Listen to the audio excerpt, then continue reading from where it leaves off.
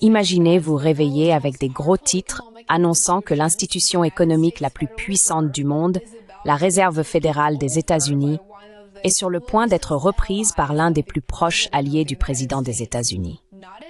Pas un technocrate distant, ni un banquier central chevronné, mais quelqu'un qui se tient aux côtés de Trump depuis des années, façonnant sa vision économique et défendant ses politiques à la télévision nationale. Et cette personne, c'est Kevin Hassett. Selon les marchés, les initiés et même quelques propos relâchés du président lui-même, il est désormais le grand favori pour devenir le prochain président de la Réserve fédérale.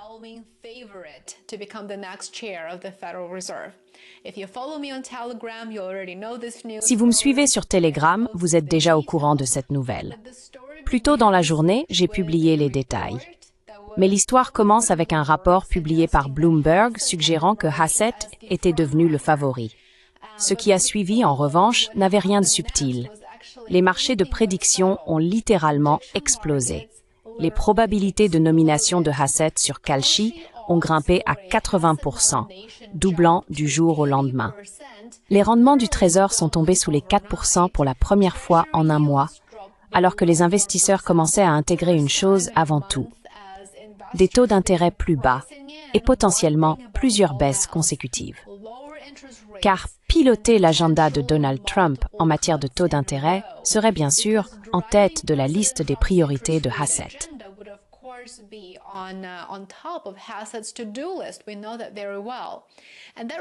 Nous le savons très bien, et cette réaction a été motivée par bien plus que de simples rumeurs. Hassett a déclaré ouvertement que s'il dirigeait la Fed aujourd'hui, il serait déjà en train de baisser les taux. Trump a passé des années à se plaindre de Jerome Powell, l'homme qu'il a lui-même nommé, affirmant que Powell n'avait pas réduit les coûts d'emprunt assez rapidement. Mais nommer Hassett résoudrait bien sûr ce problème instantanément. Pour Trump, ce serait l'occasion ultime. Placer un loyaliste à un poste traditionnellement protégé de la politique, un poste qui influence le prix de chaque prêt immobilier, de chaque crédit automobile et de chaque investissement commercial à travers les États-Unis.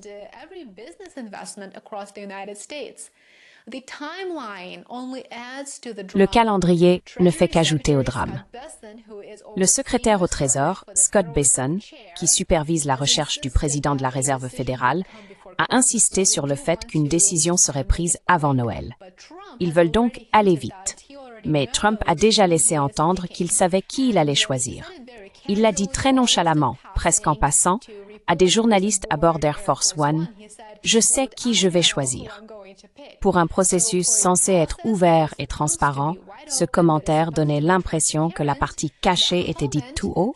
Vous ne trouvez pas?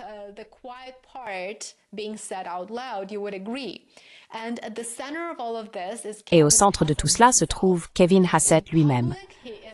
En public, il est plutôt modeste. Il dit ne pas être convaincu que l'article de Bloomberg ait raison.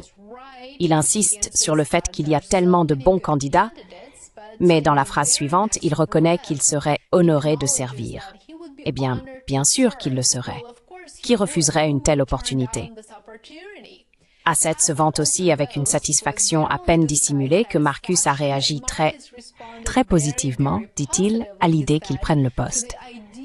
Il a même précisé ce que les partisans de Trump veulent entendre: qu'une réserve fédérale alignée sur Trump signifierait des prêts automobiles moins chers, des hypothèques plus accessibles et, de manière générale, des coûts d'emprunt plus faibles. Mais ce qu'il a omis de mentionner, ce qu'il n'a pas dit, ce qu'il a choisi, je suppose, de ne pas dire, c'est que cela signifierait aussi probablement plus d'inflation et une perte de pouvoir d'achat de vos économies, entre autres choses.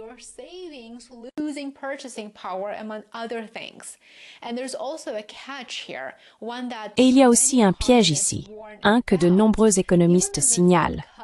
Même si la Fed réduit les taux à court terme, les taux à long terme pourraient ne pas baisser si les investisseurs estiment que la Banque centrale, la Réserve fédérale, a perdu son indépendance. C'est là le véritable enjeu. La perte d'indépendance réelle ou perçue serait un signal d'alarme majeur pour les marchés mondiaux et les investisseurs. Si les marchés pensent que la Réserve fédérale agit sur ordre de Trump Plutôt qu'en réponse aux données sur l'inflation ou l'emploi, les coûts d'emprunt pourraient en réalité augmenter, et ce risque planerait sur une Fed dirigée par Trump dès le premier jour. Aucun doute là-dessus. À l'intérieur de la Maison-Blanche, les dynamiques sont encore plus complexes et intéressantes.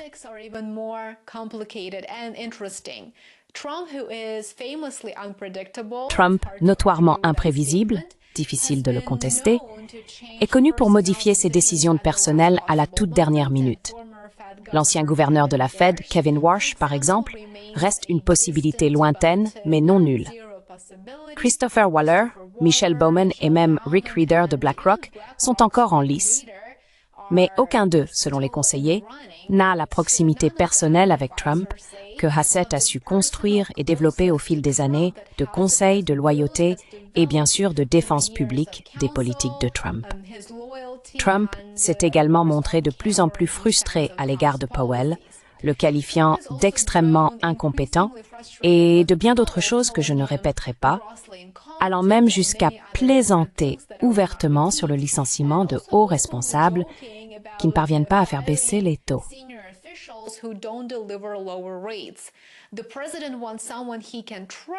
Le président veut quelqu'un en qui il peut avoir confiance et, selon ses propres mots, quelqu'un qui comprend sa direction. En somme, quelqu'un qui fera ce qu'on lui dit, sans nécessairement agir sur la base des données économiques. L'ancien secrétaire de presse Sean Spicer l'a d'ailleurs dit très franchement. Il a déclaré qu'il était peu probable que Trump confie un autre poste important à quelqu'un qu'il ne connaît pas personnellement. Pendant ce temps, l'avenir de Powell reste très incertain. Son mandat de président se termine en mai 2026, mais il pourrait légalement rester gouverneur pendant 2 années supplémentaires. S'il démissionne, Trump obtiendrait un siège de plus à pourvoir. Et il en serait, je suppose, tout à fait satisfait. Il gagnerait également une influence sans précédent sur une banque centrale qu'il a longtemps critiquée.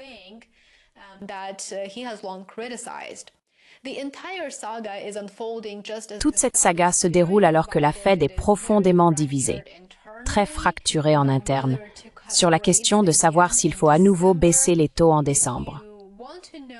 Si vous voulez savoir à quoi vous attendre, il y a une vidéo complète à ce sujet sur ma chaîne où j'explique en détail ce qui pourrait se passer et si la Fed va réellement baisser les taux. Je vous mettrai le lien de cette vidéo ci-dessous. À ce stade, nous ne savons pas si la Fed réduira les taux, mais ce qui aurait pu être la plus grande décision de politique monétaire de l'année pourrait bientôt être complètement éclipsé par le choix de Trump pour le poste le plus élevé. Et cela ramène l'histoire à son mystère.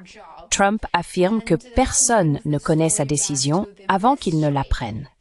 Sa porte-parole reprend également cette ligne, invitant les journalistes à rester à l'écoute.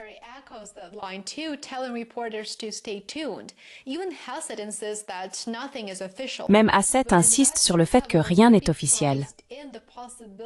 Mais les investisseurs ont déjà intégré la possibilité d'une Fed alignée sur Trump.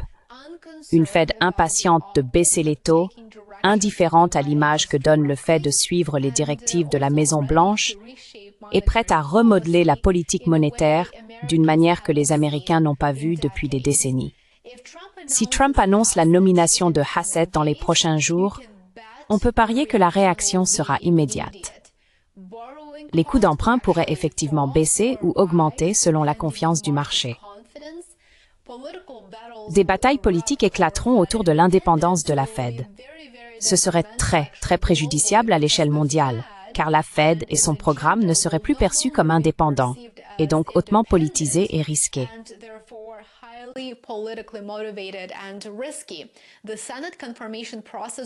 Le processus de confirmation au Sénat deviendra un combat par procuration autour de l'influence de Trump. Et la Banque centrale, censée se tenir au-dessus de la politique, se retrouvera projetée directement au cœur de la tempête économique et politique de 2026. Pour l'instant, tout le monde ne peut qu'attendre. Hassett va-t-il devenir le prochain président de la Fed? Qu'en pensez-vous? Commentez ci-dessous et dites-moi votre prédiction. Merci beaucoup d'avoir regardé. Si vous souhaitez plus de contenu, rejoignez-moi sur Substack et Patreon pour soutenir mon travail. J'apprécie chacun d'entre vous qui êtes devenu abonné payant. Aimez, abonnez-vous et partagez cette vidéo et on se retrouve ici demain. À bientôt! We'll see you back here tomorrow. Bye for now.